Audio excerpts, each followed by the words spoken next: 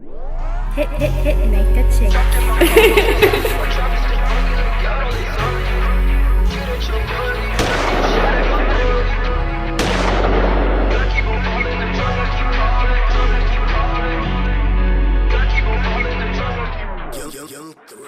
This music is getting to a whole nother level. Like, they got DJs playing our music.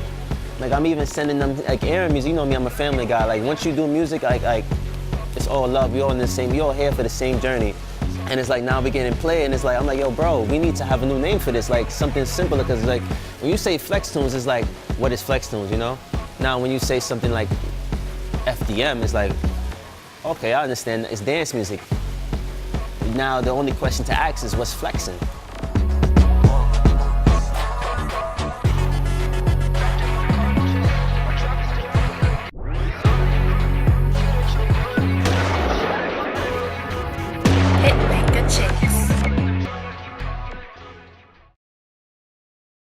What's going on, man? This is Hitmakerchinx. We're in London right now. You couldn't even tell. I feel like low-key we're back in Brooklyn. We're eating right now in London at Granny's West Indian Caribbean shop. The food is amazing right here. From a 1 to 10, I give this a 12.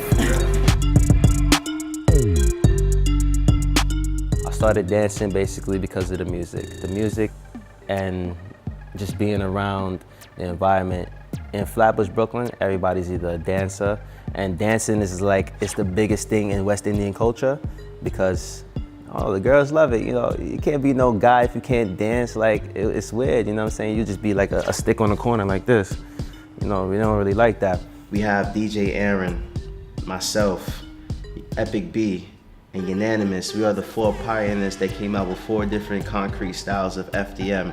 And through our sounds, we built and started an empire.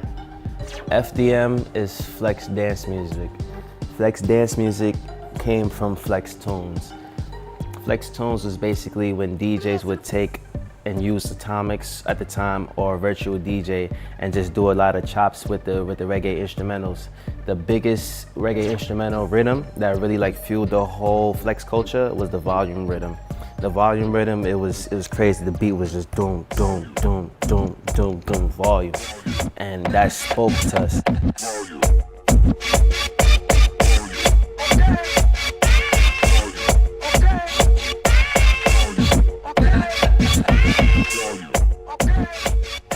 The better I got at dancing is the better I got at music.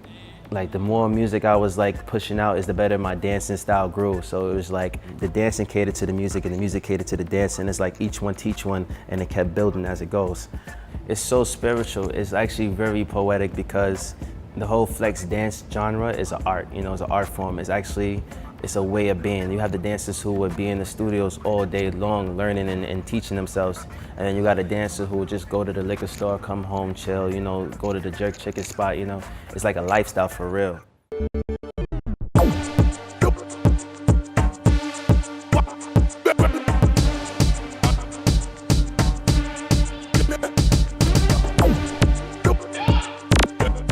So I talked about the music, talked about FDM. Now it's the flexing part. So within flexing, there's certain different styles of dance, and every character in flex is kind of a pioneer to that style. So we have connecting.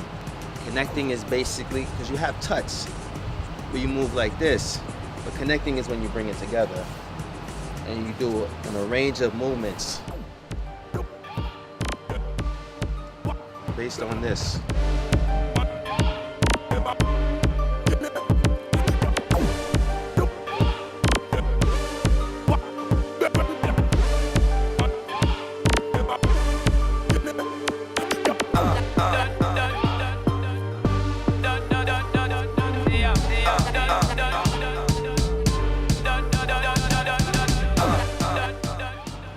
Hat tricks.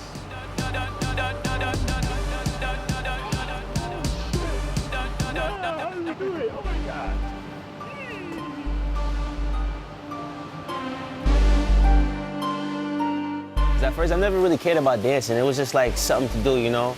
Like, music was always like my first heart. But I'm West Indian, you know, we can't stop dancing. So it's like, that became my love too, because it kept coming to me. I never wanted it, but it kept embracing me. So it low-key saved my life. I feel like when it comes down to really to explain our dancing style and the persona of how we move, there's two types of dancers in the world. You have the singers and you have the rappers. I feel like as flexing, we're the rappers, because we have a more of aggressive approach. You know, we're not afraid to battle. And a lot of people, a lot of other dancers in the industry don't like the battling concept, because they feel like it's like, oh no, we should be friends. And realistically, it's actually how I, like, if I love you, I'm gonna battle you because I wanna build you up into a bigger person, you know what I mean? And you build me. So it's like an each one teach one situation. And that's really what gave like FDM life, because it's like the music that will always consistently giving you energy, even when you're dead tired, you know what I'm saying? Because you gotta perform, you gotta battle, you know, you gotta win, because it's your name on the line. I think actually all in 1 year, half of what I'm telling you actually did happen in 1 year, but then it came to the part where I was losing a lot of like hope. I was losing a lot of hope with like the dancing, and it wasn't really like making a lot of sense after a while. So I called my boy Slick in California. I said, yo, bro, this is like something is crazy. Like I feel like everything is about to stop. Like I feel like I'm going downhill right now. So he said, yo, bro, come to Cali. He said, come out to Cali. He said, come out to California. I was like, oh, I'm out, let's go. I left. I just wanted to be out there, so I went out there. You know, I slept on the couch. It was pretty hard. You know, I slept on the couch, but the environment was just so better. So it was a lot of dancing jobs coming after another. So dancing really was just like, that paid the bills. Like that kept, you know, clothes on my back, that kept food in my stomach. It was the dancing. But I was on the couch, sleeping on the couch. People thought I made it. I was sleeping on a couch, trying to make it. Hitmakerchinx.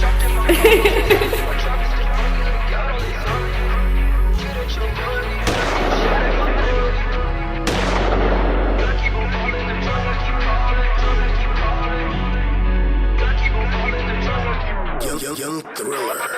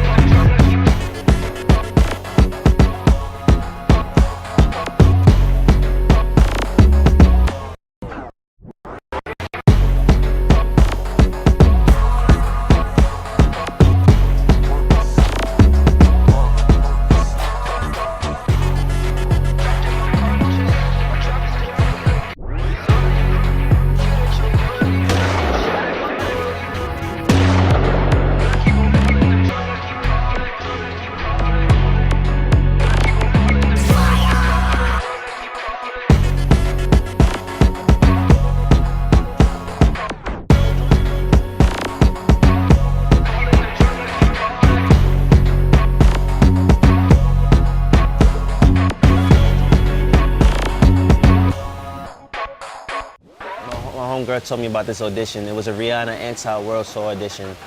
Me, Slick, and Hobby, we went over there to that audition, and there's so much people. All agencies send their dancers out. I'm talking about the best of the best. Like, dancers is hitting all types of pliés and the ballet dancers, the contemporary dancers. Everybody's in there sweating hard, going ham.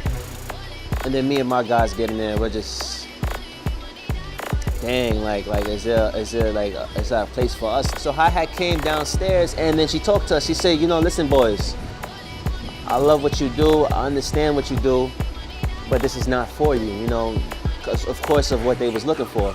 We get home, we chilling. She calls us. She says, yo, listen, come inside.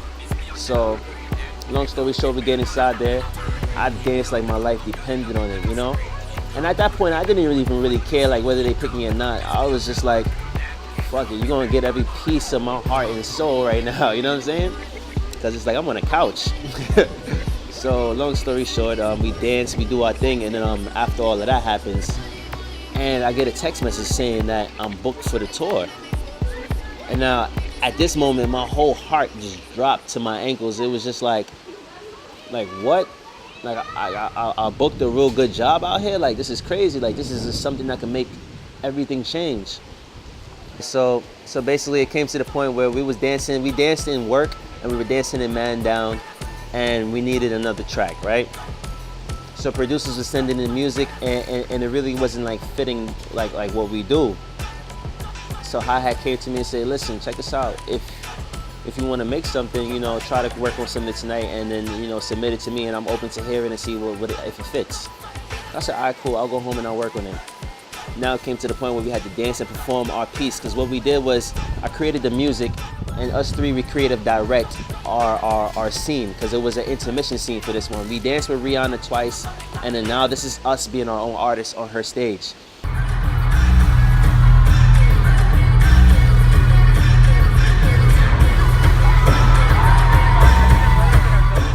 As far as like doing music and being a dancer on a tour, nobody has ever done that in the history of dancing, period. So I danced in front of her like it was my life depended on it. After we was done, now this is Rihanna we're talking about. She came up to us and said, yo, like this sounds amazing. Like I want this on my show, I want this on my tour, I need this, I want this. So, you know, inside I'm like, you know, but, you know, in person, I'm just like, yo, listen, it's a blessing. You don't even understand. You're the reason why we like, you built, like, a lot of the FDM sound. Like, your voice really did a lot for the music.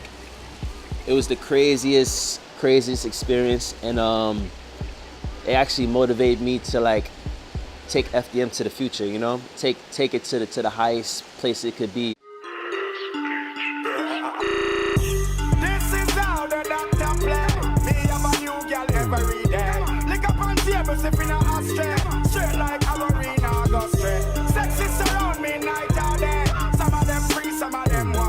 This is the first time that I DJ'd in London, like my first time DJing in London. This was like the best time I've ever had. I mean, I know this is not the end. The connection between the people is like so much energy. It brought me back to Brooklyn. I feel like I was in Flatbush inside there. There's so much energy, people jumping up and down, giving me high fives, telling me they want more. It's just like, I couldn't even get off the set. My set was an hour. I stayed off for an hour and 30 minutes. I couldn't get off.